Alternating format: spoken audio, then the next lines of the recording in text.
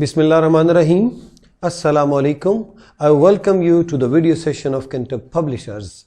Before going into the topic, let's first make sure that you are having the book of General Science grade 5 in your hand, and along with that the summer pack as well.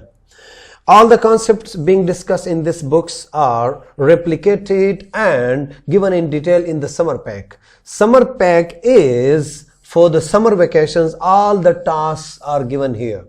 Beside this, if you need further help, then you can download the resource pack, which includes all the solutions of the exercises of the textbook. Dear students, you learnt about water cycle. पानी ऊपर जाता है और rain की शक्ल में वापस नीचे आता है. Beside that, you came to know about the process of vaporization as well as evaporation. थोड़ा सा प्यारे बच्चों फर्क ये है कि जब हम किसी चीज को हीट कर लें और उससे हीट की मदद से जबरदस्ती वेपराइज करें तो वेपराइजेशन है. नॉर्मली में इतना ज्यादा फर्क नहीं है, लेकिन इवापोरेशन ये है जो खुद ब खुद यानी सतह जमीन सरफेस ऑफ अर्थ से और प्लांट से जो पानी ऊपर जाता है और ऊपर जाके कंडेंस होता है, that process is called as evaporation. Right? Okay. Now my dear students, today we are going to study another interesting topic, forms of moisture in the environment. Environment में मॉइस्चर बनता है. Moisture means humidity. Humidity means के water droplets होते हैं कहां पे? Environment में, और वो हमें मुख्तलिफ शक्लों में नजर आते हैं. Moisture refers to the presence of liquid, especially water, often in traces amount कम मिकदार में होते हैं, लेकिन होते जरूर हैं. Small amount of water may be found, for example, in the air as humidity, in foods and various commercial products. It is found in various forms in the environment as discussed below. Our number one div. You see here on this also. इस leaf के ऊपर आपको जो खतरे नजर आ रहे हैं, होता क्या है प्यारे बच्चों, अब ये बारिश नहीं हुई. When you get up early in the morning, you see a lot of these droplets. You see here in this picture a very interesting one, and you see the water drop is rolling, flowing down. ये क्या है? This is dew. जब आप cricket match देखते हैं तो वहां पे जब क्रिकेट स्टार्ट होता है तो स्टार्ट पहले से कहते हैं ड्यू फैक्टर. यानी सुबह सुबह जब आप specifically when you are going in winters, जब आप बाहर जाते हैं तो आपको ग्रास के ऊपर भी ड्रॉपलेट मिलते हैं. ये क्या होता है प्यारे बच्चों? ये बारिश नहीं हुई थी. This is called as dew. And मतलब ये जनरली हम इसको मॉइस्चर कहते हैं, लेकिन जो यहां पाए जाते हैं इसको हम क्या कहते हैं? डिव कहते हैं. Div is a tiny drops of water from a cool surface, from uncool surface at night when atmospheric pressure, atmospheric vapors condense into droplets. ये ऊपर चले जाते हैं दिन के वक्त. मैंने कहा था सनलाइट में ये चीजें तेज हो जाती हैं, तो क्या हो जाएंगे? रात को जब टेम्परेचर कम हो जाए, कोल्ड नाइट हो जाए, तो ये नीचे आ जाते हैं और मतलब रोड्स पे भी नजर आते हैं, लेकिन रोड पे कम नजर आते हैं क्योंकि वो एब्जॉर्ब करते हैं जो सरफेस एब्जॉर्ब नहीं करती. अगर घर में कोई ऐसे मेटालिक कोई चीज पड़ी हो या आपका बैट रह जाए बाहर, फुटबॉल रह जाए, तो उसके ऊपर भी आपको ये ड्यू नजर आते हैं, ड्रॉपलेट्स. उसके बाद my dear students, the second one is snow. This is snow. Have you ever seen snowfall? कभी मौका मिले तो ये देखो, जो ऊपर चला जाता है एवापोरेशन से पानी, एज आई टोल्ड यू कि अगर ज्यादा ऊपर जाए तो ज्यादा कोल्ड होता है, और वो जो गैसियस फॉर्म में होते हैं वो ऊपर क्या हो जाते हैं? वो सॉलिड फॉर्म में होते हैं और नीचे गिरने लगते हैं.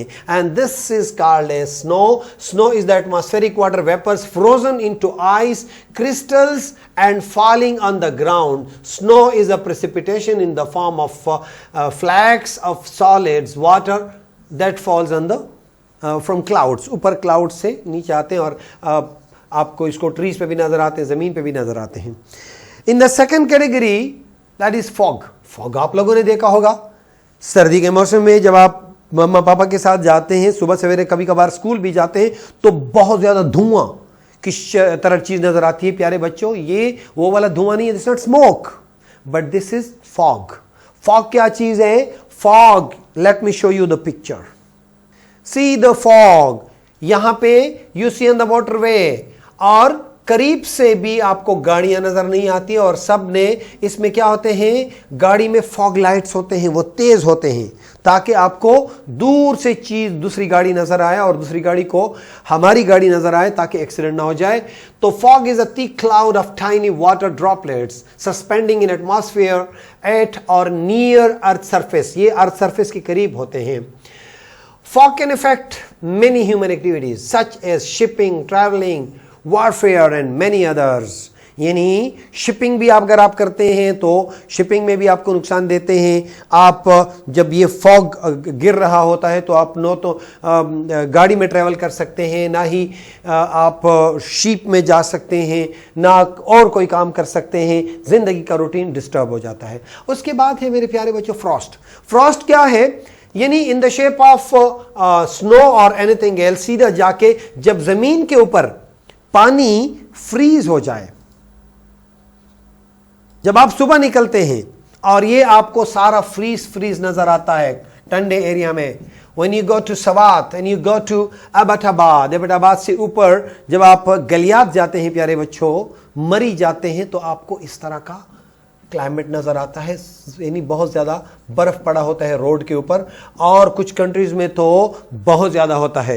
सो प्यारे बच्चों, this is called as Frost.